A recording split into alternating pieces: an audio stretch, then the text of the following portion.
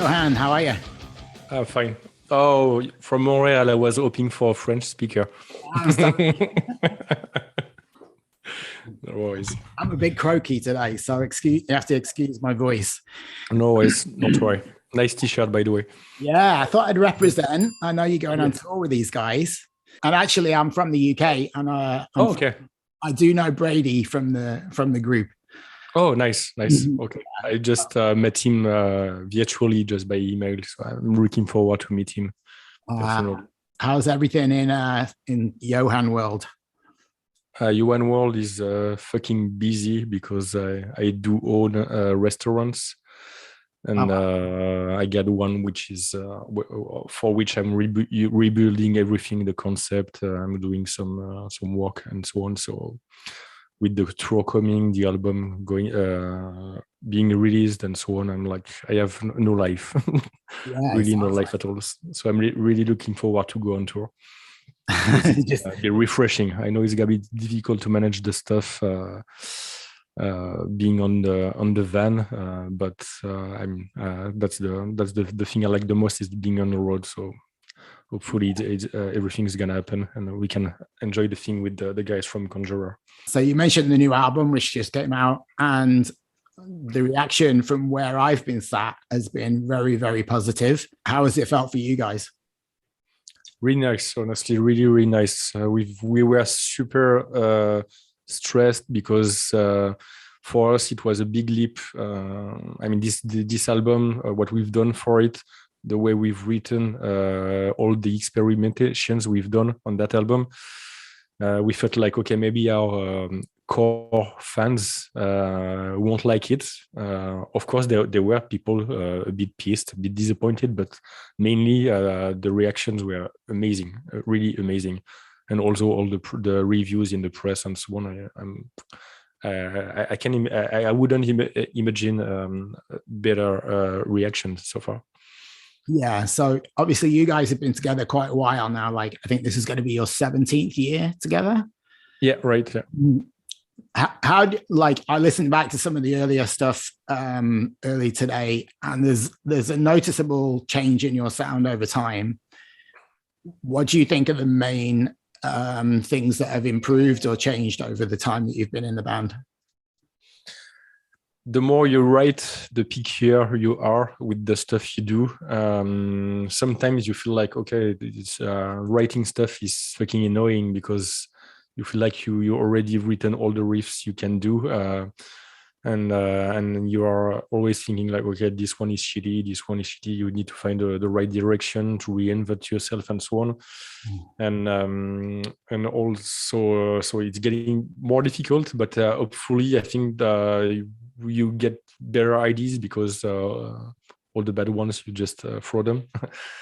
And also there was a huge development in the band because we tried to have some directions since I would say the first album until Morten. It was to do some fucking violent music, the bleakest we could imagine, and we even thought that we would go as it was until the end, but after Morten we felt like, okay, maybe we've done our best on that direction, so how could we not improve ourselves, because we were super happy with what we were doing, but how could we just do something different, which still means a lot to us and still make us enjoy writing music and being on stage. And so there was a few developments which were mainly on to work more on the melodies and also more on I would say metallic kind of music, because we were a bit more hardcore, I would say, hardcore vibe. There was an hardcore vibe in our music, and we were more interested in the metal scene, so we were trying to put more metal in our music. And for the last album, the idea was to just think outside the box, because even if we were trying to make some new things in the past, I felt like maybe we were a bit too shy. Actually, we were like even shy between among each other, because sometimes when you bring some riffs at the rehearsal, it's a part of you that you're bringing, and even if it's for your friends, long-time friends, you're always thinking like, okay, are they gonna like it? Won't they like it? And yes, we are really picky, and we are straight all together. I mean, when something is bad, we just say it, you know. So we were maybe not fully free to write maybe all the things that were really deep in us, and that we were sometimes thinking like, okay, maybe that's not the right thing for the band, which was, I think, a bad idea, because for that album we just felt like, okay, I want to do this, let's do this and see what happens. And that's why it's so different. Can you give me examples on this record of things that you don't think you would have tried before? First of all, there are some lead guitars. That's something we've never done before. I remember when I did propose for this album the first lead guitars, it was on the instrumental song A, which is full of lead guitars. That was the main idea behind this song, and that's the perfect example. I've written this song fully, and then show it to my friends, and I was like, okay, they will say that what the fuck, he decided, it doesn't stick to Celeste. And I was surprised that they were like, okay, that's a good idea, should be on in the album. And then it opened our mind to bringing some lead guitars to our songs, and actually there are lead guitars in every songs now. And so that was a great improvement for us, and it's a really, really good thing also to, as I said, since we want to develop melodies, bringing lead guitars is a way to cross melodies and to bring harmonization to the stuff, which was a really, really nice thing for us. And also, when you listen to the very beginning of the album, there's this drum pattern, which is really new for us. That's something which would, I mean, if I came at the rehearsal before and say, okay, let's try to make something like this, my drummer would have been like, what the fuck? So what was interesting here is that since there was the pandemic and so on, we had to write things at home. So I was alone with my computer and say, okay, I have this idea at the drums. Let's download a software with which I could write some drum parts. And then I was like, okay, let's try this. And then I show it to my drummer. He was like, that's gonna be difficult, but it was super open-minded. I thought, okay, that's some ideas I wouldn't have myself, and I think it's good. So let's try to keep them on the album. Because it's one thing to do that on the record in a studio, but if he's going to have to do it live all the time, he needs to be confident with that, right? Yeah. But hopefully, I mean, we have tried to not be too stupid and write some stuff that is totally undoable. So we had some chats together, and when I was too silly ideas, he was like, okay, Johan, no, that's something I just can't do. I couldn't do it live, so just forget about it. And so I was fine with the idea. Yeah. So I know you've also got some female vocals on this album. Emily Marks, there's some vocals on it. Is that something that you've explored before? Is that new for this record? That's also, I mean, that's a song I've written, and there was this post-rockish part in the middle, and I directly knew. I loved the part. I loved the melodies. That's the main idea I had when I've been writing these melodies at the guitar. And but I knew I couldn't sing on such part because it would just sound shitty, and I don't know how to sing. I mean, I scream more than I sing, and so I was like, okay, that's not a bad thing. That's an opportunity to take, and we have to find a featuring. But it just came. That was just the situation that made that bring the idea. And so I was seeking for a while for a girl, and by the way, she's a girl from Manchester. So maybe a friend of yours, I don't know. Someone I met on the internet. That's funny, but I'm really happy with what she done for us. Yeah, it sounds great, and it fits with your sound. Like, even though it's something new, it doesn't feel like it's kind of out of what you've done before. It kind of it feels to me like it's just taken the sound and expanding it, which I feel is what you want to do, right? Yeah, but that's funny because we are super concerned super stressed when we take such decisions. We feel like, okay, people won't like it. Female vocal for Celeste, that's so special and so on. And at the end, it's always the same. Everybody says, oh, yeah, that's just a good idea. Why don't you do that more often? Well, I mean, it's just how bands do. They have some ideas, they just bring them and put them on record. So that's why I was talking to you about open-mindedness. Not that we are so close-minded, but sometimes it's been 17 years. We are all together trying to build our sound, but we are really focused on only on this, and not that we really care. I don't want to be rude. In a way, we don't care about what people think, but I don't know why. There's something behind us that is like, okay, what? It's not that we do that we care what they think. It's just that we hope they will like. I don't know if you understand the difference. Yeah, I understand the difference, and I think all artists feel like that to an extent, and that's what sometimes holds people back, and sometimes leads to them. Like you say, you don't care, but I think you need to not care to an extent, so that you can keep moving forward, right? Yeah, right. Yeah, we need freedom for sure, and also, yeah, we really want something when we really think it's the best way to do. We just don't fucking care, and that's also, by the way, I just rebound on that. That's also what was also a concern when we signed with the Nuclear Blast. Mm-hmm. When we say you sign with such a label, we feel like, okay, are they gonna just say, okay, do this, and do this? And no, they were just like, okay, do your stuff. We don't care. Which is a good thing, by the way. So you mentioned the deal with Nuclear Blast, which came about last year. What's changed for you because of that? For what we've written, nothing. Because first of all, we started to write the album before we knew it would happen. And then because all the discussions we've had were like, okay, we would love to sing with you, but we want to keep all the artistical side the same. So we want to do nice artworks. We want to have the budgets to do some nice vinyls. We want to do some video clips who are gonna be maybe not really appreciated. I mean, some kind of violent, artistic. I mean, if you watch not all the video clips, but most of the video clips on Nuclear Blast, they are really different than what we do. So we were super surprised that such label was interested by our music, because we feel so different than most of the bands. But then we saw that they signed Alceste.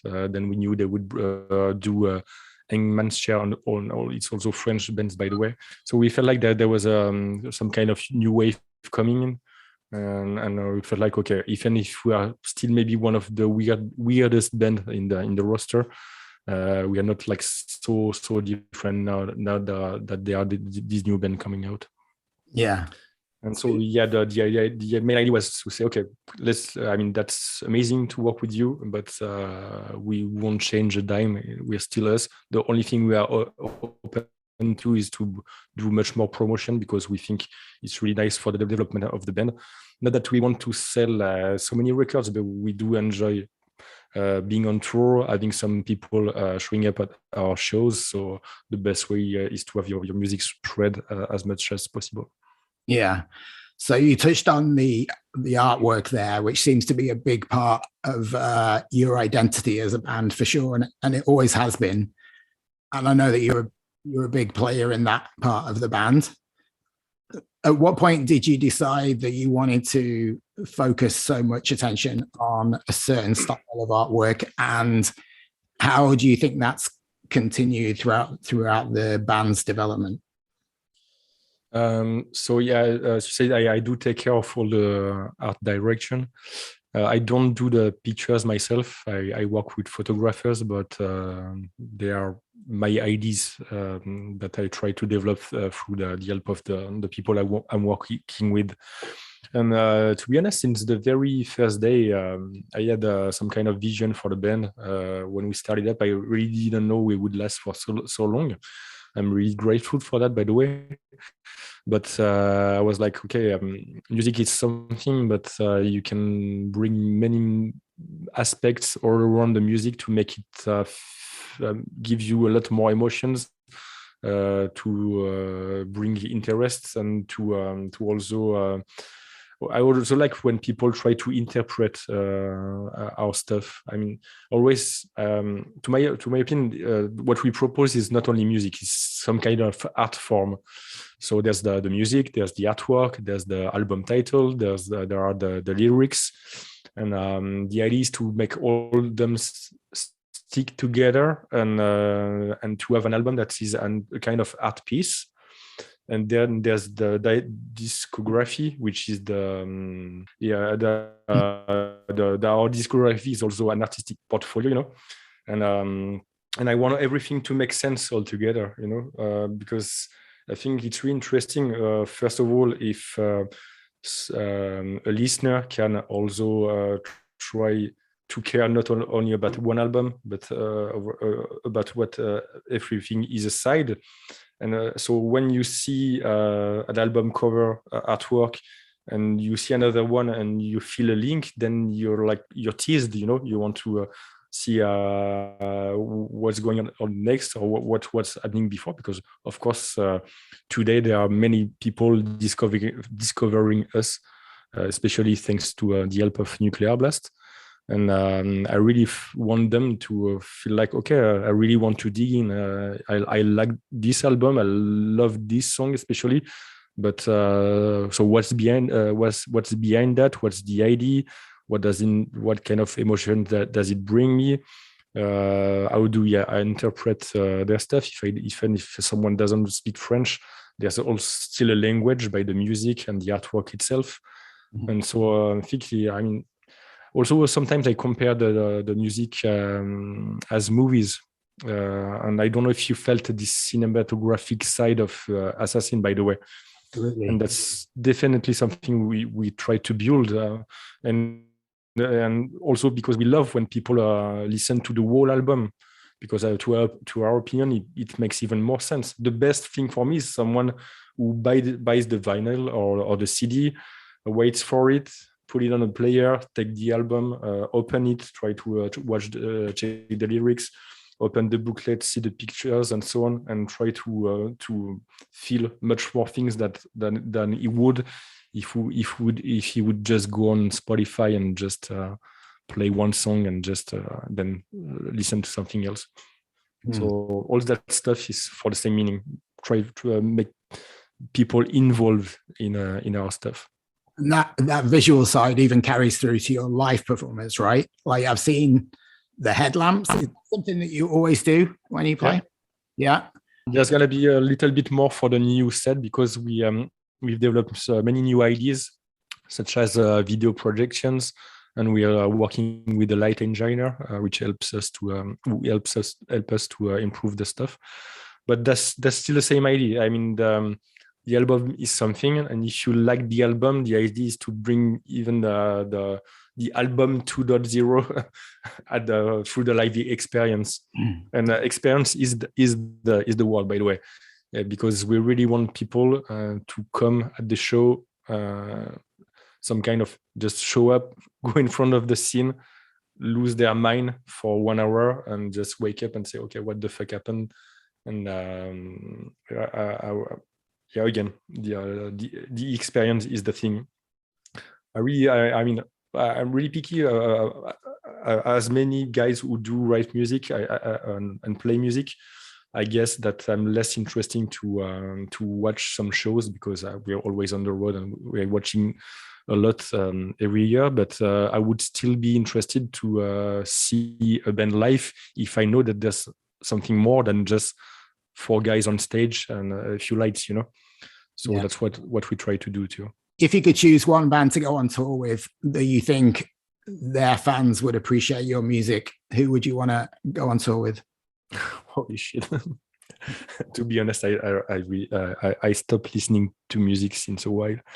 I go for some friends, and by the way, and not only because they are friends, but I really still love what they do. It's a Japanese band called Even in Our Arms.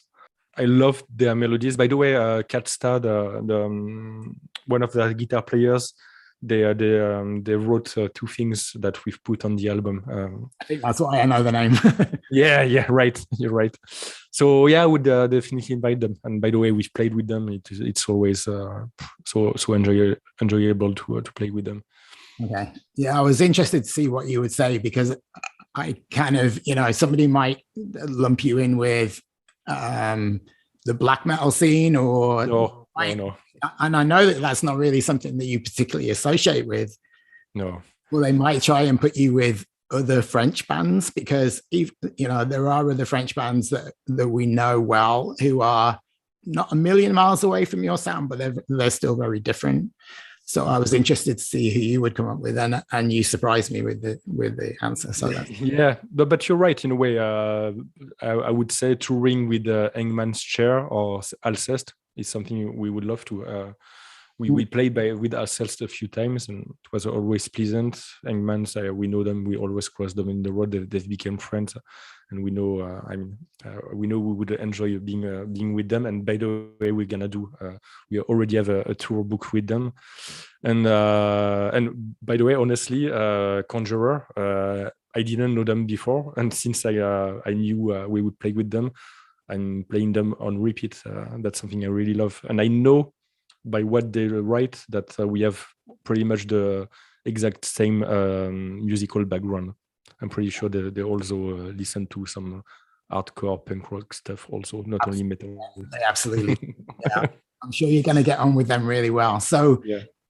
You've got that tour coming up, and then what's going to happen after that? Any plans to come this side of the Atlantic yet? We've done it twice already, which is nice. And but I mean, with the COVID, it's so difficult to plan for things.